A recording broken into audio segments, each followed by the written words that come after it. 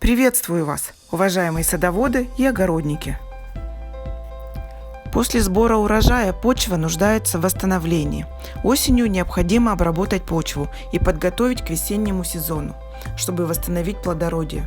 Но часто мы совершаем ошибки, о которых сами и не догадываемся. Об основных ошибках, которые мы совершаем при обработке почвы осенью, мы сегодня и поговорим. Существует категория огородников, которые не задумываются о последствиях и после сбора урожая осенью хотят отдохнуть, считая, что весной будет достаточно времени для подготовки грядок. Это серьезное заблуждение. Осенний уход за почвой необходим. Это условие для получения богатого урожая в новом сезоне.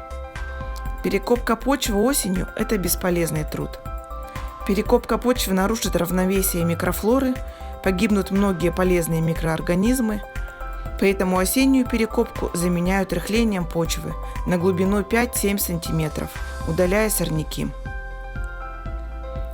Вещества и энергия, которые были использованы при выращивании урожая, должны быть возвращены в почву, иначе почва теряет плодородие, а на бедной почве растения будут чаще болеть и давать скудный урожай. Лишение почвы удобрений является грубой ошибкой, в результате которой может быть нанесен ущерб качеству и количеству урожая, а также здоровью человека, так как при дефиците питательных элементов в плоды могут попадать токсические вещества.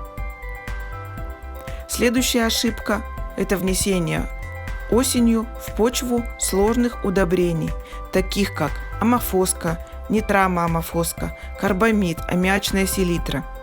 Это водорастворимые удобрения, содержащие азот, фосфор и калий, применяются для основного и предпосевного внесения, а в жидком виде в качестве внекорневой подкормки. Ввиду их водорастворимости, внесение этих удобрений осенью не имеет смысла. К весне они полностью вымываются из почвы. А какие же удобрения необходимо вносить в почву осенью? Осенью вносят органические удобрения – перегной, компост. Из минеральных удобрений это фосфорные и калийные удобрения, такие как суперфосфат, сульфат калия. Но просто разбрасывая удобрения по поверхности почвы, мы совершаем очередную ошибку. Фосфорные и калийные удобрения необходимо заделывать в почву путем перекопки. Внесение в почву удобрений, независимо от того, какие они, минеральные или органические, со временем повышает кислотность почвы. Каждой овощной культуре необходим свой уровень кислотности почвы. Для большинства уровень кислотности в интервале от 6 до 7 pH. Кислая почва препятствует получению высокого урожая. При низких значениях pH затрудняется поглощение растениями питательных веществ, а также оказывает отрицательное воздействие на почвенную фауну, на дождевых червей, которые являются главным производителем биогумуса. Снизить кислотность почвы можно известью доломитовой мукой. Известкование лучше проводить осенью в момент перекопки. Доза извести составляет 500-800 граммов на 1 квадратный метр. Максимальный эффект известкования дает в первые 2 года. Повторяют известкование через 5-6 лет.